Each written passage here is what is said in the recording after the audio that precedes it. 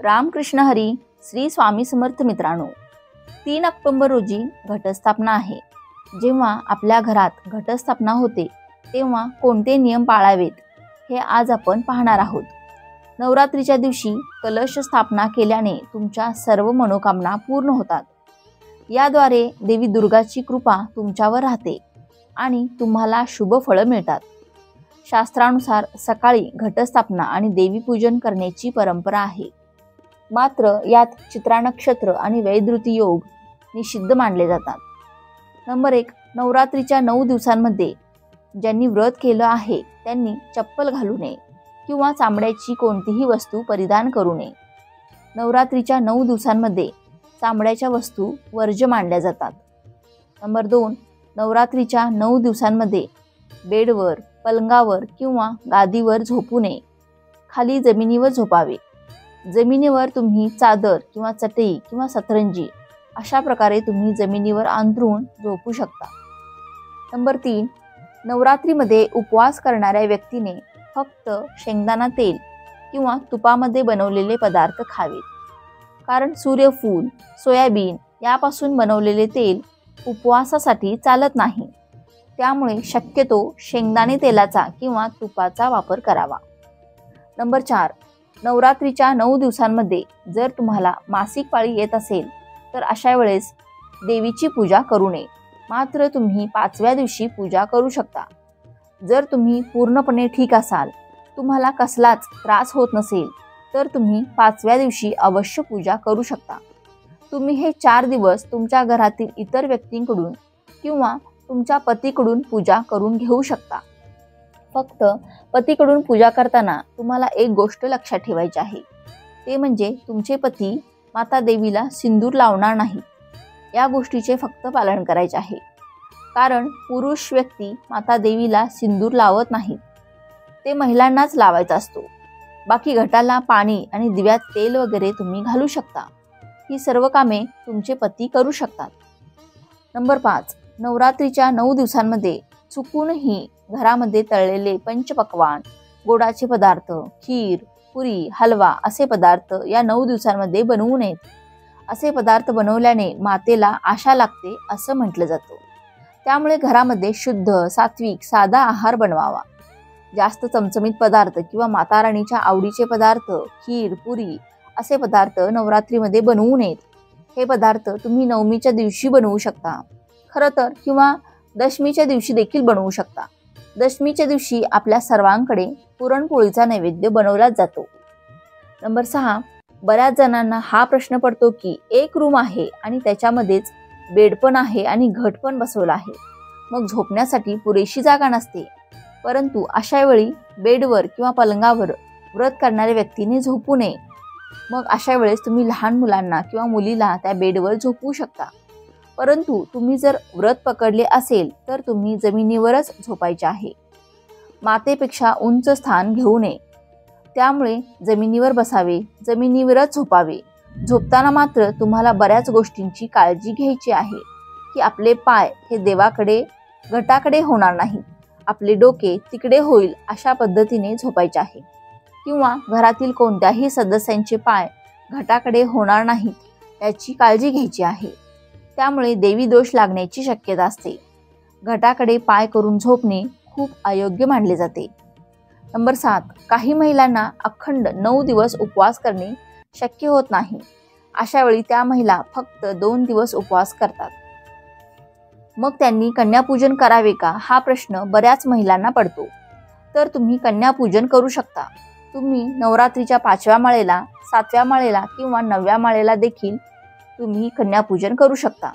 ज्यांनी व्रत केले आहे त्यांनी कन्यापूजन अवश्य केले पाहिजे, नाहीतर व्रत अपूर्ण राहिले जाते. कन्यापूजन केल्याने माता देवीचीही कृपा होते. कन्यामध्ये माता देवीचा वास असतो असं म्हटलं जातं. त्यामुळे कन्यापूजन अवश्य करावे. आणि ज्या महिला उपवास करत नाहीत त्यांनी सुद्धा कन्यापूजन केलेलं शुभ मानलं जातं. नंबर 8. बऱ्याच महिलांना प्रश्न पडतो की नवरात्रीमध्ये शिलाई, केस कापणे किंवा इतर कोणती कामे करावीत का? तर तुम्ही असे कामे करू शकता. कारण काही महिलांचा तर शिलाई काम करण्याचा व्यवसाय असू शकतो, केस कापण्याचा व्यवसाय असू शकतो ब्युटी पार्लर असू शकते. अशा वेळी तेच तुमचं उदरनिर्वाह करण्याचं साधन असतं. त्यामुळे नवरात्रीमध्ये तुम्ही अशी कामे करू शकता. बऱ्याच ठिकाणी असे नियम पाळले जातात की केस कापू नयेत, कपडे शिवू नयेत, परंतु ज्या लोकांचा असा व्यवसायच आहे ते लोक करू शकतात, कारण त्यांची रोजीरोटी त्याच्यावरच अवलंबून असते. म्हणून आपल्या भावना परमेश्वरापर्यंत पोहोचवणे गरजेचे आहे. कारण खूप साऱ्या नियमांचे पालन जर करत बसलं तर पूजापाठ हे पर्वत चढण्यासारखे अवघड होऊन जातं. कारण पाळावयाचे म्हटलं तर असे खूप नियम होऊन जातात आणि मग ते नियम पाळता पाळता आपले मन कुठेतरी त्या पूजेमध्ये लागत नाही. ज्याच्याकडे खरंच केस कापू नयेत किंवा शिलाई करू नये असा जर नियम असेल तर त्यांचे नियमांचे पालन अवश्य करू शकता. कारण ते नियम चुकीचे आहेत असे मी म्हणत नाही, परंतु ज्यांना ते करावेच लागते अशी कार्य केल्याशिवाय त्यांना पर्यायच नसतो, त्यांना माता दुर्गा समजून घेत असते. नंबर 8, नवरात्रीच्या काळात तुम्ही दुर्गा सप्तशतीचा ग्रंथ वाचू शकता. देवीच्या कथांचं वर्णन करू शकता. त्यामुळे व्रत पूर्ण झाल्याचे पुण्य मिळते. देवीला दिवा लावताना तो तिळाच्या तेलाचा किंवा तुपाचा लावावा. त्यामुळे माता लक्ष्मी प्रसन्न होते. नंबर 9, महिलांना असा प्रश्न पडतो की घटस्थापनेच्या दिवशी गुरुवार पण आहे, मग गुरुवारचं व्रत असू शकते. पण नेहमीचे जर तुमचे गुरुवारचे व्रत असेल तर उलट तुमचे 2 उपवास घडले जाईल. असे व्रत केल्याचे पुण्य तुम्हाला मिळेल. पण जर तुम्ही स्वामींचे 11 गुरुवार करत असाल तर मात्र हा गुरुवार त्या 11 गुरुवारमध्ये पकडू नये. नवरात्री झाल्यानंतर तुम्ही 11 गुरुवारच व्रत करू शकता. नवरात्रीमध्ये देवीसाठी उपवास असल्यामुळे हा गुरुवार याच्यातून वगळावा व नवरात्र झाल्यानंतर तुम्ही स्वामींचे 11 गुरुवारचे व्रत पूर्ण करू शकता. नंबर 10, ज्यांनी व्रत पकडले नाही त्यांनी कांदा लसूण पाळावे का, हा प्रश्न बऱ्याच महिलांना पडलेला असतो. तर कांदा लसूण नाही पाळले तरी चालेल. तुम्ही फक्त दुर्गा सप्तशती ग्रंथाचे वाचन करत असाल तर दुर्गा सप्तशती ग्रंथाचे वाचन पूर्ण होईपर्यंत कांदा लसूण वर्ज्य केला पाहिजे. बाकी इतर दिवसांमध्ये तुम्ही कांदा लसूण खाऊ शकता. कारण काही घरांमध्ये कांदा लसूण वापरल्याशिवाय भाज्याच बनत नाही. उगीच वादविवाद कारण बनून जातं. त्यामुळे अशा गोष्टी न करणेच बरे. असं करून व्रत पूर्ण होऊ शकते का? घरातील सर्व वातावरण आनंदमय आणि शांतीपूर्ण असावे यासाठी तुम्ही कांदा लसूण नाही पाळलं तरी चालेल. नंबर 11, नंतर बऱ्याच महिलांना हा प्रश्न पडलेला असतो की आपण आई भगवतीसाठी फुले घेऊन ठेवतो आणि नंतर ते फुलं वाहून उरलेली जी फुलं असतात ती फुलं फ्रीजमध्ये ठेवतो. मग तीच फुलं आपण दुसऱ्या दिवशी वाहिली तरी चालतात का? तर हो, चालतात. कारण ज्या महिला शहरांमध्ये राहतात त्यानंतर त्या प्रत्येक दिवशी प्रत्येक वेळी ताजी फुले मिळणे शक्य होत नाही. अशा वेळी त्यांनी फुलं फ्रीजमध्ये ठेवली आणि नंतर तीच फुलं वापरली तरी चालतात. फक्त त्या फुलांना कोणाचा अशुद्ध हात लागणार नाही याची काळजी घेणे गरजेचे आहे. त्या फुलांमध्ये सात्विकता, शुद्धता टिकून राहिली पाहिजे. नंबर 12, महत्त्वाचं म्हणजे ज्यांचा उपवास आहे त्यांनी भांडी घासण्याची घासणी ही वेगळी ठेवावी.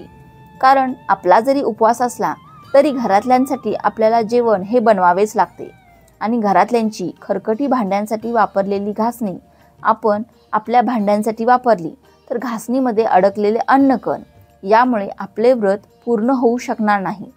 त्यामुळे आपल्यासाठी घासणी ही वेगळी असावी. त्याचबरोबर आपला टूथब्रश देखील बदलावा. कारण किंवा मग 9 दिवसांसाठी तुम्ही बोटाने देखील दात घासू शकता. तसेच शुद्ध आयुर्वेदिक पेस्टचा वापर करावा. कारण आपण नवरात्रीचे व्रत पकडत असतो. शुद्धता आणि पवित्रता जपणं फार गरजेचं असतं. या खूप साऱ्या छोट्या छोट्या गोष्टी आहेत ज्या नियमांचे पालन करणे गरजेचे असते. नंबर 13, नवरात्रीच्या उपवासामध्ये अन्नपूर्णा मातेची मूर्ती तांदळामध्ये न ठेवता ती साबुदाणा किंवा भगरमध्ये ठेवावी. नंबर 14, नवरात्रीमध्ये ज्या महिलांनी व्रत पकडले आहे त्यांनी 9 दिवसांमध्ये स्वतःसाठी पिण्याचे पाणी देखील वेगळे ठेवावे. इतर घरातील सदस्य त्याच्यातील पाणी घेऊ नयेत हा नियम पाळणे देखील खूप गरजेचे आहे. कारण ज्यांनी व्रत पकडले नाही ते कोणतीही भांडी घेऊन कसेही त्या पाण्यामध्ये बुडवले जातात त्यामुळे ते पाणी व्रतामध्ये पिण्यायोग्य राहत नाही. जर तुम्हाला हा माहितीपूर्ण व्हिडिओ आवडला असेल, उपयुक्त वाटला असेल तर व्हिडिओला एक लाईक नक्की करा आणि चॅनेलला सबस्क्राईब करून आम्हाला प्रोत्साहित करा. तसेच हा व्हिडिओ संपूर्ण पाहिल्याबद्दल आपणा सर्वांचे मनापासून आभार. धन्यवाद. श्री स्वामी समर्थ. रामकृष्ण हरी. जय श्रीराम. जय श्री कृष्ण. जय माता लक्ष्मी.